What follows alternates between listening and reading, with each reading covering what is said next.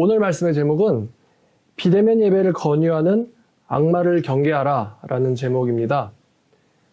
비대면 예배로 유혹하는 귀신을 경계하라.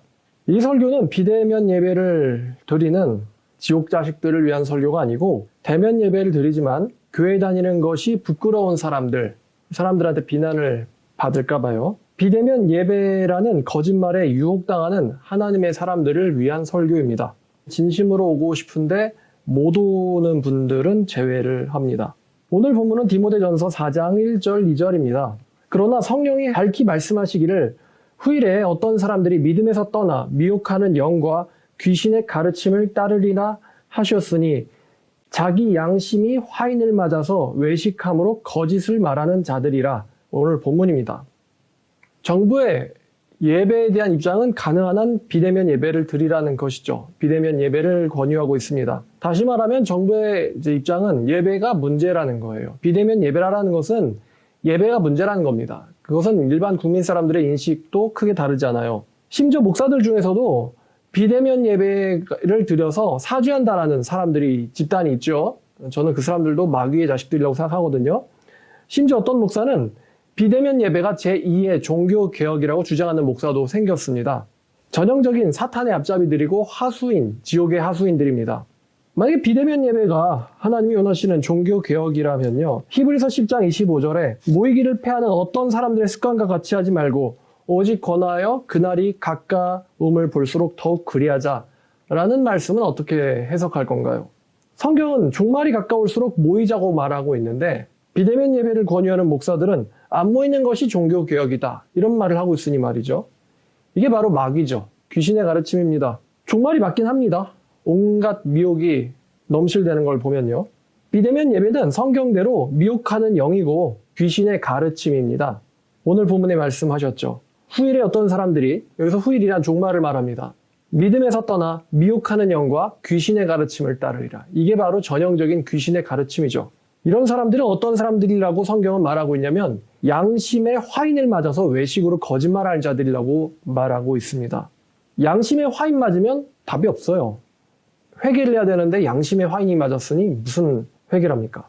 비대면 예배를 권유하고 드리는 사람들은요. 아까 말씀드렸지만 어쩔 수 없이 드리는 사람들은 제외하고요. 비대면 예배를 권유하고 드리는 사람들은 두 종류밖에 없습니다. 위선자들이거나 아니면 정신병자들입니다.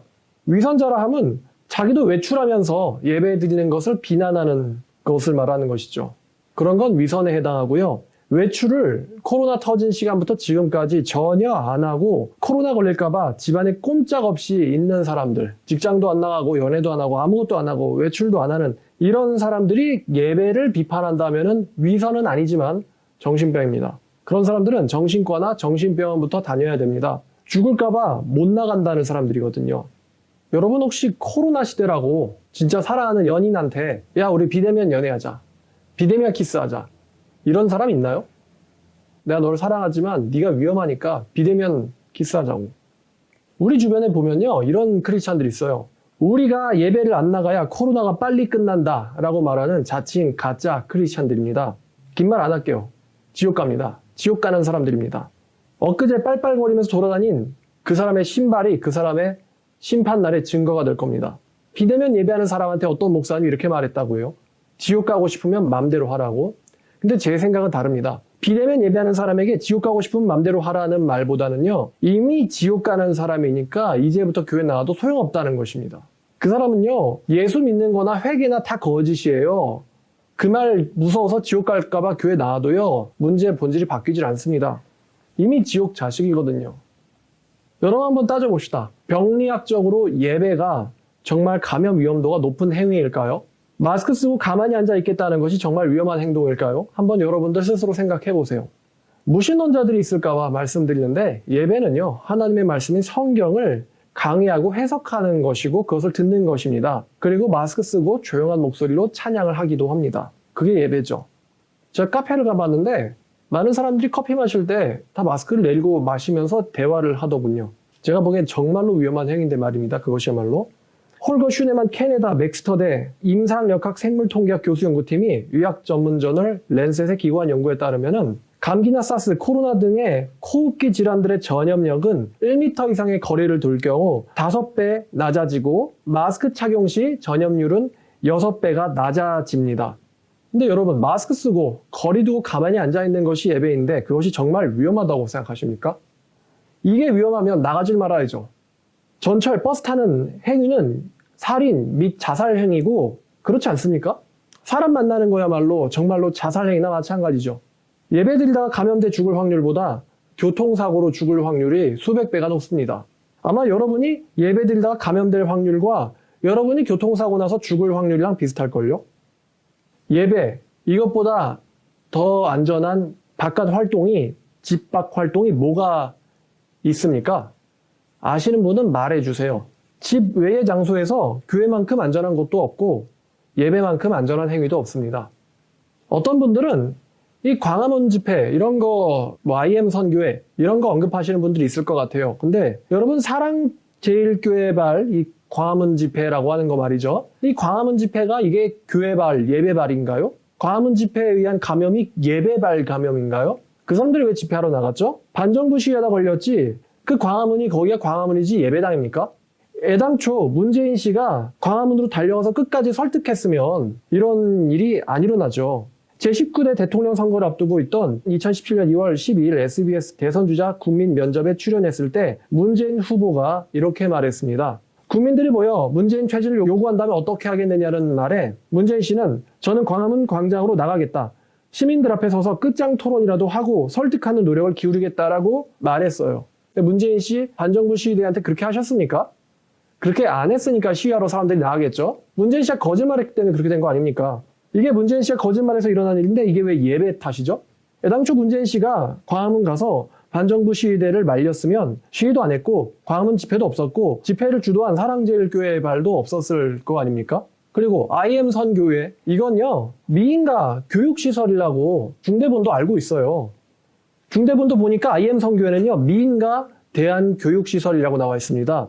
그러니까 예배드리다 걸린 게 아니라 교육활동을 하다가 걸린 것이죠. 그 교육활동을 주도한 집단이 기독교 단체였을 뿐이지 예배하다 걸린 것이 아니라 교육활동을 하다 걸린 것이라는 것이죠. 이게 왜 예배하다 걸린 거죠?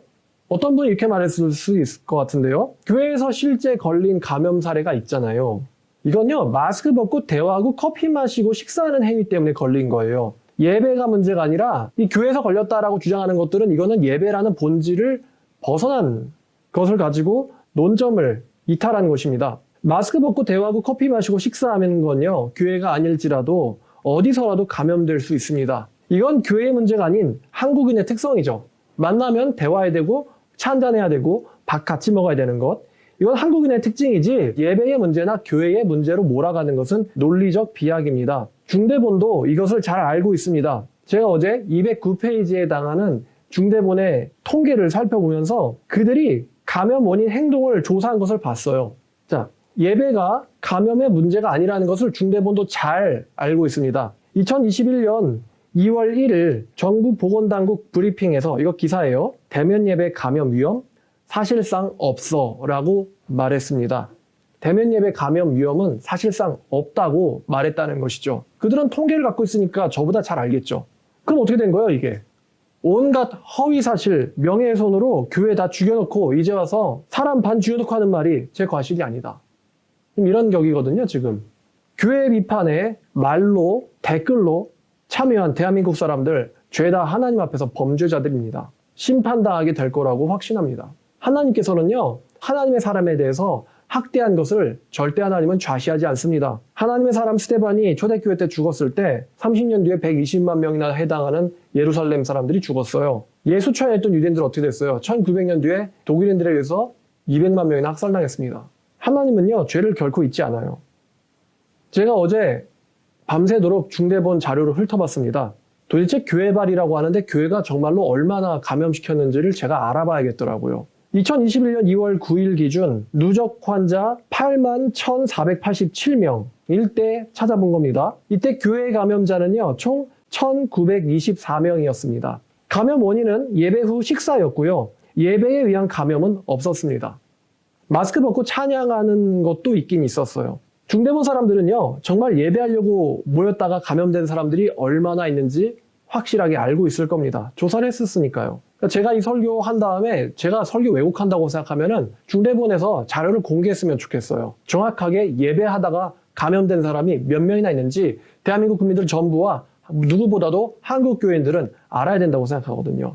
얼마 전에 언론사에서 종교발 감염이 6천 명이라는 등 17%라는 등 45%라는 등 교회 때문에 다 이 난리가 났다는 등 난리발 설리발 다 치다가 제가 어제 중대본에서 209페이지를 전부 다 찾아봤어요. 교회 누적이라는 단어로 검색해서 엑셀로 표를 만들어 봤습니다. 총 68개 교회에서 감염이 나왔고요. 예배하기 전에 입에다가 소금을 뿌린 교회 기억나실 거예요. 좀 오래됐지만 그런 교회부터 시작해서 성서 원어 연구회, 이건 예배는 아닙니다만 교육활동이었습니다만 개척교회 모임, 최근에 교회 강제 폐쇄 명령이 떨어진 광주 북구까지 209건의 페이지들을 전부 다 검색해 봤는데요. 1924명이 교회 갔다가 혹은 교회 다닌 사람으로 감염되었습니다. 그런데 1924명이면은 총 감염자 81,487명 중에 몇 퍼센트죠, 이게? 계산을 해봤는데요. 2.36%였어요. 2.36%. 45.5 다 그건 개소리에 해당하고요. 2.3%였단 말입니다. 2%대란 말이에요. 교회 갔다가 교회에 간 사람 때문에 걸린 사람들이 2%대라고요. 대한민국 인구 비율 대 확진자율과 교회 인구, 개신교인 비율 대 교회 감염자 비율을 제가 또 한번 내봤는데 대한민국 총 인구는 5,182만 9,023명이고 그 중에 확진자는 아까 말했듯 81,487명입니다. 백분율을 내보니까 0.1572%예요. 0.15%. 개신교 인구는요, 약 918만 명이라고 조사가 되었는데 이 중에 교회 예배 활동 때문에 나온 확진자가 1924명이니까 백분율을 냈더니 0.021%였습니다. 둘 다 낮지만 교회 때문에 나오는 경우가 훨씬 낮죠. 0.021%였어요. 7배 이상 낮습니다. 대한민국 인구 비율 대 감염자 비율과 교인들 비율 대 교회에서 확진자 나온 비율을 내봤더니 일반 사회보다 7배 이상 낮다는 겁니다. 교회발 2.3%, 나머지 97.7%는 반정부 시위 활동하거나 교육 활동하거나 아니면 여러분들이 그렇듯 나가서 놀다가 걸렸습니다. 전 이렇게 생각해요. 교회가 당당하게 세상에게 말해야 된다고 생각합니다.